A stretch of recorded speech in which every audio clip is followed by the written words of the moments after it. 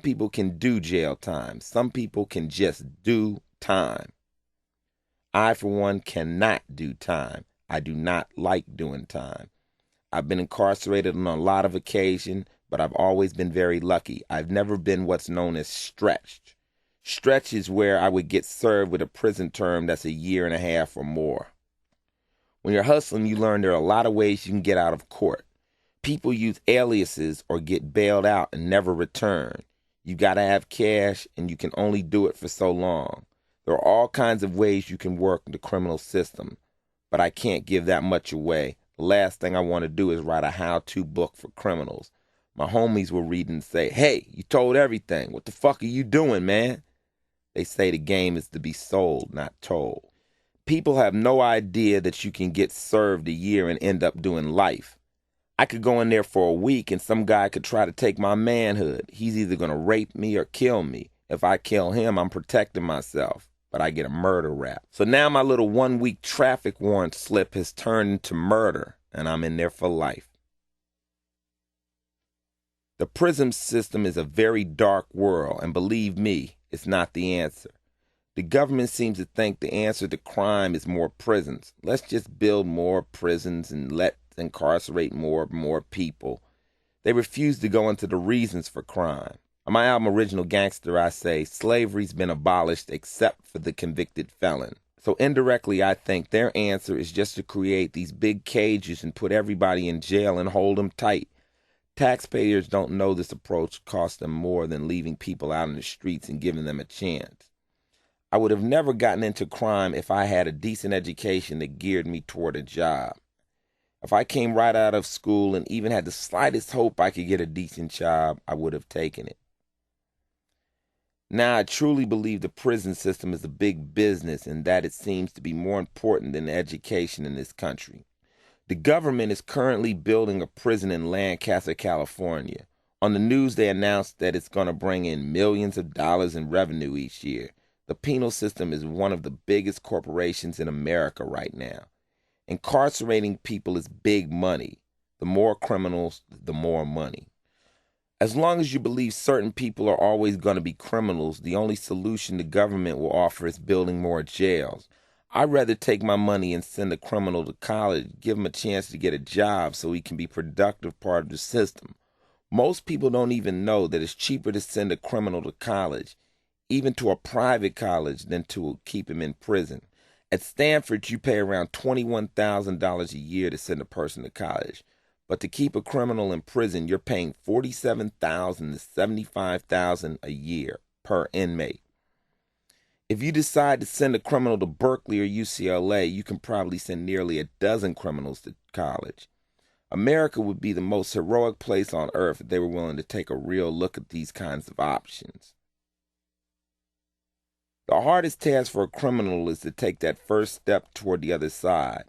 Once you're on the street and you've gained criminal knowledge or criminal notoriety, you gain respect from your peers in the underworld. But in the straight society, that respect won't transfer into the workplace. Now all of a sudden, somebody's telling a guy, a big shot hustler on the street making money, to go move those fries. It takes a very strong person to be able to deal with that mentally. Whether you approve or not, this guy used to have the prestige of running his own business. He had status, so it's extremely hard for him to take the transition. That's why I'm out there looking after them, and if they come to work for me, I'll give them that respect. I know how difficult it is for them to be told what to do, but I explain that they are here to work. It takes about 6 months to a year to ease them in.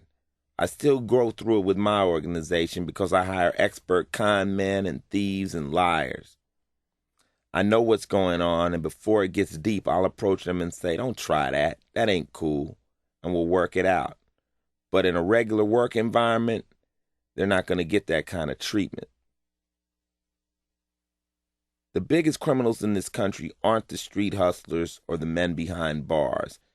It's the people who are in the actual control of the drug trade. Drugs are supposedly illegal, but somebody is allowing these drugs into the country and somebody is calling the shots. Maybe it's just several different police organizations who are willing to take payoffs, but the floodgates are open. If that's the case, until you legalize drugs, more crime prevention has to occur within the ranks of our crime prevention organizations than with people on the streets. The second biggest criminals are the oil companies, all the big corporations that deal in pollution. These are the companies that portray themselves as all American while they're out there fucking up our air and preventing technology from advancing in order to fill their own pockets. They fight all the environmental organizations and win because they have more money. They are as terrible as any drug dealer because they're pushing toxic environment on you. These are arch criminals. But you'd be hard-pressed to send any of these executives to prison for their crimes against humanity. They are waving the flag while paying everybody off. They'll never see the inside of a prison cell. It's so strange to have friends in prison. It's like they're dead, but they're alive. You just don't see them or hear from them much. If they're in the hole, you can only talk to them once a month. The hole is the equivalent to solitary confinement. It makes you crazy. The whole jail system is just there in order to make you crazy. My friends in jail are the reason I'm not there. Guys who went in when they were 18 are coming out now and they're 30, and they missed a lot of their fucking lives. My job as a friend is to tell them, don't rush it. Don't rush it, man. Move back into this slowly. The penal system is such a vicious cycle. You come out with no money. If you write convict on a job application, you ain't getting hired, so you're stuck. How you going to come up with a first and last month's deposit on an apartment? To get the money you need just to climb back onto the other side. You're almost forced to commit another crime, and crime is the only job that will employ you without discriminating. Your only hope is to run into somebody who made it to the other side. If you run into that person who will respect you, you're in. You got a chance. But if you don't run into that person, you find yourself back with your crime buddies. You don't have to explain yourself to them. You get sucked back in. People are so shocked when they hear a convict committed a crime right after getting out of prison. But what were his options? You've also got a tail on you, which is your parole. Legally, you're still owned by the prison. You're just doing the time on the street. If you get caught around anything illicit, even if you're not involved, you're back in. I'm very proud I associate with convicts. America is starting to build a convict and ex-convict culture. Soon, everybody on the street will have been in prison or will be connected with somebody in prison. At the rate the government is locking people up, over the next 15 years, 20% of the people on the street will be ex-cons. What this means is the next time you meet somebody behind the desk, they may have a relative locked up, and they might be sympathetic toward hiring you. They might give you a chance to get over to the other side because they might understand where you've been.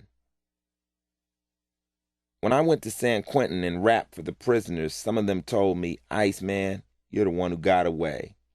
They're happy for me. The fact that brothers in prison respect me is more important than getting respect from anybody else.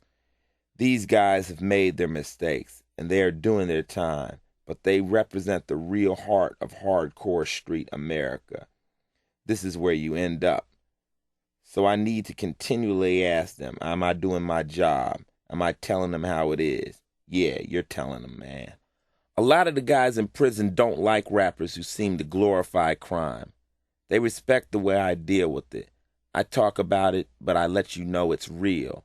An original gangster, I said, I'm a hardcore player from the streets rapping about hardcore topics over hardcore drum beats.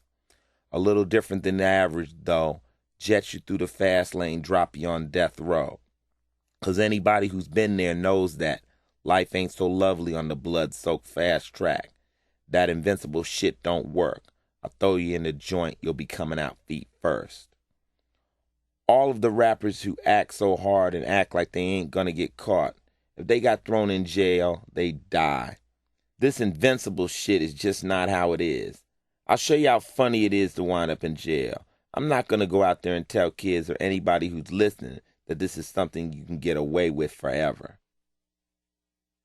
If they start throwing privileged people into the general prison population, they'd have to change the prisons. If you're only arresting underprivileged people, how loudly can they complain about the prison conditions? Who's there to listen? Put one rich kid in there, all of a sudden his father's calling the governor and making some changes. Most of America is so oblivious to prison. When I rap about these issues, I think it really affects the conservative factions of this country. They don't want to know about how it really is. The fact that you don't know where I've been is one reason everybody is so ignorant. You can't judge a man until you've walked in his shoes. For all the negatives surrounding prison, you can use the time to your own advantage. On the outside, you're too busy hustling to stay alive, to take time to analyze yourself. In the joint, all you got is time. You can flip it around and use the time to gain knowledge and to gain strength. You finally have an opportunity to get what you should have gotten up front, an education. If you can load your head with the right ammunition, you won't go back. In California's Pelican Bay Penitentiary, they've started taking away your library privileges. You can't even send a convict books. The warden sends them back. Think about what they're doing. They're taking away your chance to enlighten yourself. They've already taken away your contact with people. No visitors, no letters, no books, no TV. They break you down to nothing. All you have contact with is more inmates. If this is the way the government plans on running the penal system, they might as well just continue building more prisons.